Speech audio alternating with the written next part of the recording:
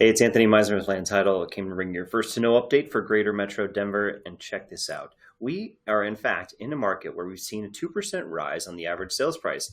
Our median above last year. This is a really good sign. We're seeing some promise in the market. I really like this. It's very optimistic today.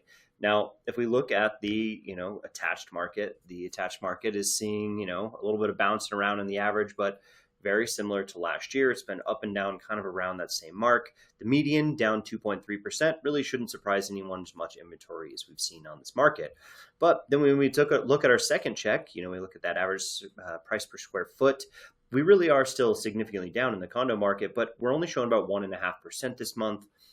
Take it with a grain of salt, considering it's up about $10 from the previous month. But if you look at the single family homes, showing the same thing. It's showing that, we really truly are sitting here in a market where we're a little bit more expensive than we were a year ago. So great news after a few hard years, right? Now, why is that happening? I think it's happening largely because the supply of inventory is finally reduced enough where we're 15% below where we were this time last year. Now, it happens for a few reasons, right? You get people pulling stuff off the market. You get new listings where we don't have as many sellers as we had last year. We're almost 18% down in new listings coming to market, which is a lot, right? So less seller enthusiasm about this market because maybe they don't like the price, or maybe they don't like the fact that there's so much competition, which truly makes a lot of sense, right? Because after what we saw last year, it was a little tough. Now, what does this mean? It means that a slow rise in inventory, a lot like what you saw in 2024, is probably pretty much what you can expect. I mean, sellers are going to participate like they always do, but we're at bedrock, right? I mean, this isn't the most exciting market in the world right now. And buyers truly are buying a little bit more than they were. So look at the pendings under contracts. Nowhere near as many as we have listings for the month, but we list 5,500 homes. We put 4,000 under contract.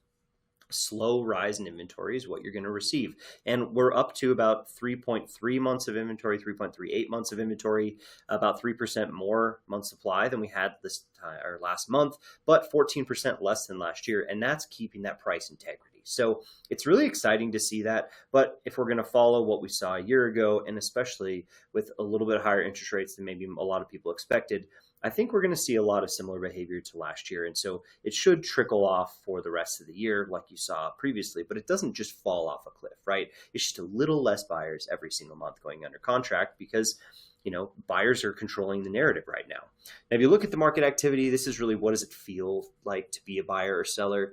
It's taking about 37 days to go under contract. That's the average days to MLS number you're looking at. It is taking about 12% longer than it did this time last year, but we are trending down. This is usually the fastest part of the market for the year. Now, if we look at the percentage close price to original list price, I really like that we went to this metric finally.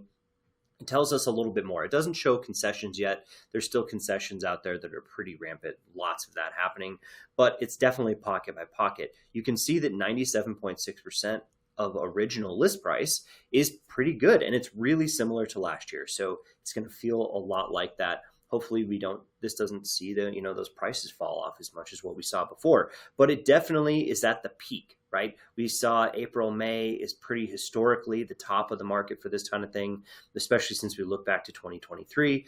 And so hopefully that really helps you on that metric. The other one that I wanted to talk about was just closed sales. These are preliminary numbers, so they're not quite there. There's still some missing, but you can see that we're very similar to along the lines of what we've seen before. So expect that number is actually a little higher than what you see here today. We don't normally report on this early, but it is kind of nice to take a look at it sometimes, so I thought I'd throw it in there for you. Hopefully you're having a wonderful day. If you have any other questions or any other data needs, reach out to me. This is Anthony at Land Title. Catch you next time. Don't forget to like and subscribe to the YouTube channel to see more content like this.